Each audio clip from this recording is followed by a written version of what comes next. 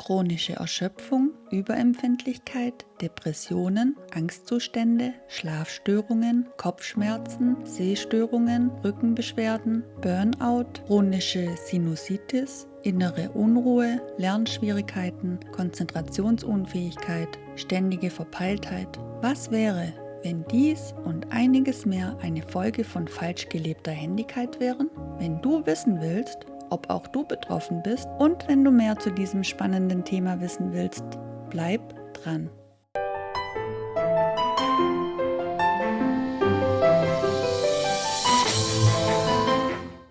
Aber schauen wir uns das einmal genauer an. Nach neuesten Forschungen ist genetisch jeder zweite Mensch Linkshänder.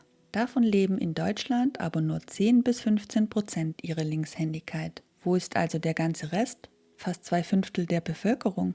Gehen wir mal davon aus, dass dieses Drittel auch 1/3 der Menschen ausmacht, die Arzt, Heilpraktiker und sonstige Praxen aufsuchen. Jeder zweite bis dritte, der Therapeuten gegenüber sitzt, wäre also potenziell jemand, der ein tiefes Geheimnis in sich trägt. Eigentlich als Linkshänder mit Dominanz der rechten Hirnhälfte angelegt zu sein, aber falsch als Rechtshänder zu leben, was permanent die linke Hirnhälfte überlastet und Chaos in Gehirn und Körper stiftet. Aus der familiensystemischen Aufstellungsarbeit wissen wir schon seit einigen Jahrzehnten, dass Familiengeheimnisse zu den Dingen gehören, die schlimmste negative Folgen und krankmachende Wirkungen auf die Nachfahren haben. Und das perfide daran ist, weil es geheim ist, wissen die Betroffenen nichts davon und können nicht erkennen, was in ihnen und auf sie wirkt. Was wäre also, wenn chronische Erschöpfung, Überempfindlichkeit, Depressionen, Angstzustände,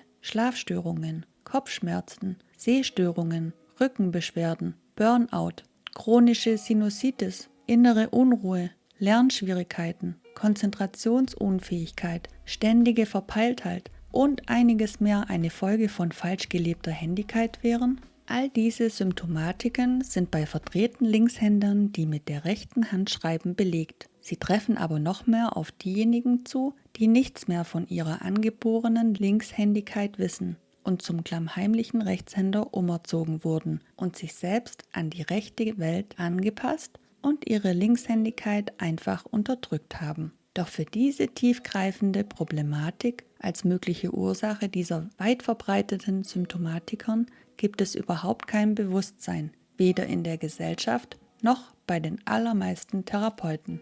Das historisch-kulturelle Tabu. Zwar ist es seit den 1980er Jahren an den Schulen in Deutschland nicht mehr verboten, mit links zu schreiben, doch kaum jemand ist wirklich sensibilisiert, auf Zeichen einer angeborenen Linkshändigkeit bei Kindern zu achten. Ein Grund dafür ist die vorausgegangene jahrhundertelange Diffamierung und Herabwürdigung von linkshändigen Menschen, insbesondere durch religiöse Glaubenssysteme, die die Inquisition hervorgebracht haben, durch die rothaarige, linkshändige Frauen als Hexen gebrandmarkt und öffentlich auf Scheiterhaufen verbrannt wurden. Dieser gewalttätige Umgang mit Linkshändern setzte sich bis in die staatlichen Bildungseinrichtungen des späten 20. Jahrhunderts fort. Im Mittelalter setzten die Könige ihre Günstlinge zu ihrer Rechten, während links die Bastarde und deren Söhne saßen. Hexen erkannte man seinerzeit an der Tatsache, dass sie sich mit der linken Hand bekreuzigten. Der Teufel war darin zu erkennen, dass er mit der linken Hand die Geige spielte. Auf Gemälden mit Darstellung des jüngsten Gerichts befinden sich rechts das Paradies und links die Hölle. Einen letzten Höhepunkt fand die Diffamierung und Ausrottung des Andersartigen in der Nazizeit, in der Linkshänder als abartig und pervers abgestempelt wurden und Gefahr liefen, zum Opfer des faschistischen Systems zu werden, sollten sie in ihrer Linkshändigkeit erkannt und denunziert werden. Bis heute wird in der Kirche für rituelle Handlungen wie Segnung oder Handauflegen vorzugsweise der Gebrauch der rechten Hand gelehrt. Das familiäre Tabu. Entsprechend ist leicht nachzuvollziehen, dass unsere Urgroßeltern, Großeltern oder Eltern in ihrer Angst bewusst oder auch unbewusst alles getan haben, um in ihrer Linkshändigkeit nicht erkannt zu werden und ebenso alles dran setzten, dies ihren Kindern und Enkeln zu ersparen. Und tief im Unterbewusstsein sitzt bei vielen von uns die uralte, archaische Angst, anders zu sein als die anderen und deshalb verachtet und ausgeschlossen zu werden aus der Gemeinschaft, die früher überlebensnotwendig war.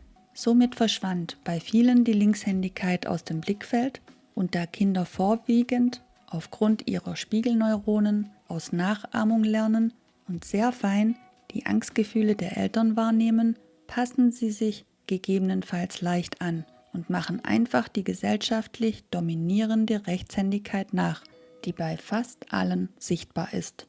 Wenn Eltern ihre eigene Linkshändigkeit verdrängt haben oder nichts von ihr wissen und entsprechend rechts leben, werden sie ihre Kinder mit großer Wahrscheinlichkeit zur Rechtshändigkeit erziehen. Der Umstand, dass Eltern, Geschwister, Erzieher und Lehrer meist rechtshändig agierende Vorbilder sind, führt unbewusst dazu, dass systemisch die Rechtshändigkeit antrainiert wird und die eigentliche Linkshändigkeit nicht erkennbar wird. Die fatale Folge ist ein sich immer mehr vertiefendes Handeln gegen sich selbst, je länger die eigenen Impulse über die falsche Hand ausagiert werden, wobei dem Schreiben eine zentrale Rolle zukommt. Ist das Gehirn von Geburt an rechtsdominant angelegt, ist die linke Hand die dominante Hand, das linke Bein das dominante Bein, das linke Auge das dominante Auge und das linke Ohr das dominante Ohr. Machen eigentliche Linkshänder nun alles mit rechts, kreieren sie damit vielfältigste Symptomatiken und Probleme in Psyche und Körper, für die oft keine plausible Erklärung gefunden wird, trotz größter elterlicher oder therapeutischer Bemühungen, ihnen zu helfen. Der Arzt Hans von Rollbeck forscht seit 1965 zur Linkshändigkeit und hat über 25.000 Menschen in den USA, England, Italien, der Schweiz, Österreich, Belgien und Deutschland untersucht. Seine Liste möglicher Störungen als Konsequenz einer nicht gelebten Linkshändigkeit füllt über 3 Seiten, von Störungen in der Grobmotorik, Feinmotorik und der Bewegung, vermehrten Frakturen und Verletzungen auf der rechten Körperseite, chronischen Infekten durch ein reduziertes Immunsystem, häufigen Kopf-, Gelenk- und Wirbelsäulenschmerzen und Koordinationsproblemen über erhöhte Elektrosensibilität und Empfindlichkeit auf Schwingungen, Unsicherheit im Umgang mit wichtigen Kontaktpersonen, Störungen der Selbstwahrnehmung und Orientierung bis hin zu reduzierter Belastungsfähigkeit bei Stress, ständiger Unentschlossenheit und Unruhe, Neigung zu Widerspruch und Verweigerung von Aufgaben und Anordnungen, Unfähigkeit, komplexen Gesprächen zu folgen und Misstrauen und undiplomatischen Umgang mit anderen. Mit anderen Worten, verdrehte Linkshänder kreieren tagtäglich Dysfunktionen im Körper, im Verhalten und in der Psyche, die sich insbesondere in chronischer energetischer Erschöpfung, in tiefnagenden Minderwertigkeitsgefühlen, in allgemeiner innerer Unsicherheit, im Gefühl ständiger Verpeiltheit und in der Unfähigkeit, zu sich selbst zu kommen und seine wahre Berufung zu finden oder zu leben. Das Gehirn eines umgedrehten Linkshänders muss im Vergleich zu Menschen, die ihre angeborene Händigkeit leben, viel mehr arbeiten, wenn derjenige eine körperliche, geistige oder emotionale Leistung erbringen will. Umgeschulte Linkshänder sind ständig gezwungen, mehr Aufwand und Energie zu investieren. Ihre psychischen und körperlichen Reserven sind also schneller verbraucht. Trotzdem müssen sie ähnliche Leistungen wie nicht umgeschulte Kinder bringen. Diese Überbeanspruchung des Körpers kann sich in verschiedenen vegetativen Folgen äußern, wie zum Beispiel Schweißausbrüchen, Lidflattern, Muskelzuckungen und Tics, Kopfschmerzen und Schlafstörungen. Zusätzlich haben sie oft emotionale Probleme und entwickeln neurotische oder psychosomatische Störungen.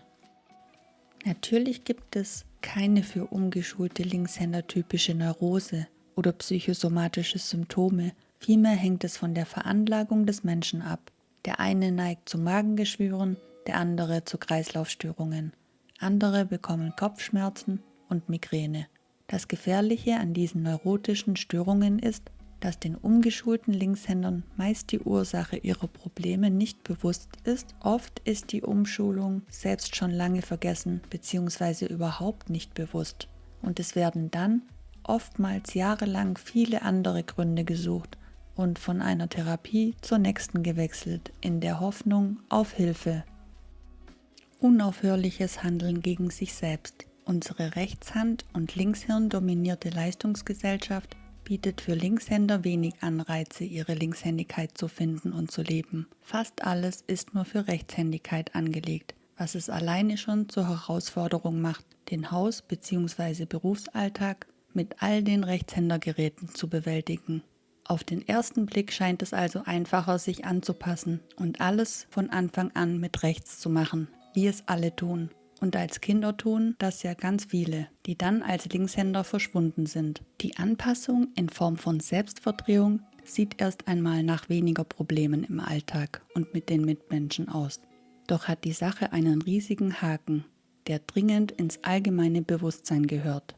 Diese Anpassung geht niemals spurlos an Betroffenen vorbei und hat einen immens hohen Preis in Form von chronischen physischen Erkrankungen und psychischen Störungen. Und er gipfelt darin, seinen ureigenen Selbstausdruck zu opfern. Das heißt, sich selbst nicht leben zu können. Kein linkshändiges Kind, kein Erwachsener, der seine eigene Linkshändigkeit nicht kennt oder ignoriert oder für unwichtig hält, kann sich in seiner Persönlichkeit und Begabung wirklich frei entfalten bzw. sich überhaupt finden, wenn er oder sie die eigene Linkshändigkeit nicht lebt. Jeder unbewusste Linkshänder lebt unfreiwillig in einer Art Persönlichkeitsspaltung.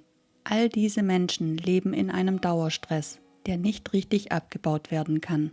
Das raubt dem Körper enorm viel Energie und wird früher oder später die verschiedensten Krankheitssymptome auf allen möglichen Ebenen hervorrufen.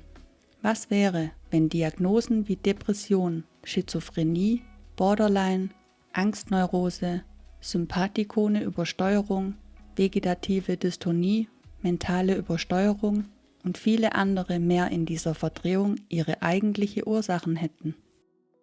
Selbstentfremdung führt zu extremen Verhaltensweisen. Als weiteres Phänomen der unterdrückten Linkshändigkeit können wir beobachten, dass manche Menschen, vor allem Männer, ihre angeborene Rechtshirndominanz unbewusst völlig abspalten bzw. unterdrücken. Sie denken und verhalten sich dann extrem linkshirnig, intellektuell und rational, sodass sie das krasse Gegenteil von dem zum Ausdruck bringen, was sie eigentlich sind. Für sie zählt nur Naturwissenschaft und sie anerkennen nur das, was rational beweisbar ist. Gefühle und Intuition werden als völliger Quatsch und Humbug abgetan und haben keinen Platz in ihrem Wirklichkeits- und Selbstverständnis. Hier finden wir auch die Widerspruchsgeister par excellence, diejenigen, die immer alles besser wissen und gegen alles sind.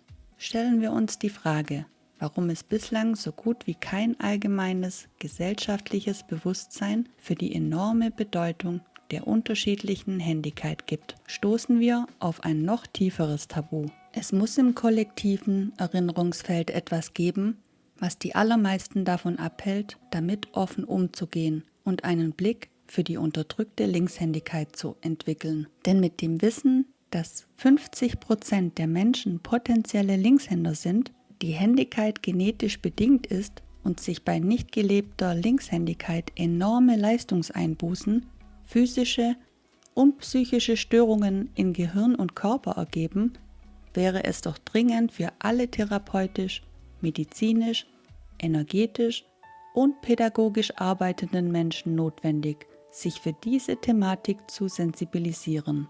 Allein schon, um all den verzweifelten Menschen, die schon lange auf der Suche nach Heilung für chronische und nicht therapierbare Erkrankungen sind und die mit 50%iger Wahrscheinlichkeit eventuell von dieser Problematik betroffen sind, wieder Hoffnung und Heilung zu geben.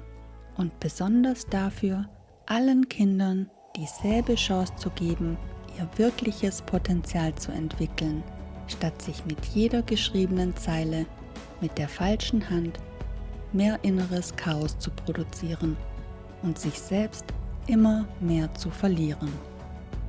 Wenn du wissen willst, ob du als Kind zum Rechtshänder umerzogen wurdest, versuch doch mal in die Hände zu klatschen. Die dominante Hand ist oben.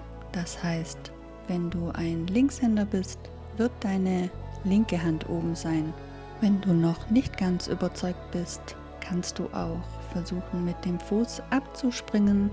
Der Fuß, mit dem du abspringst, ist quasi der dominante Fuß. Das heißt, wenn du mit links abspringst, wäre das quasi das Zeichen für die Linkshändigkeit.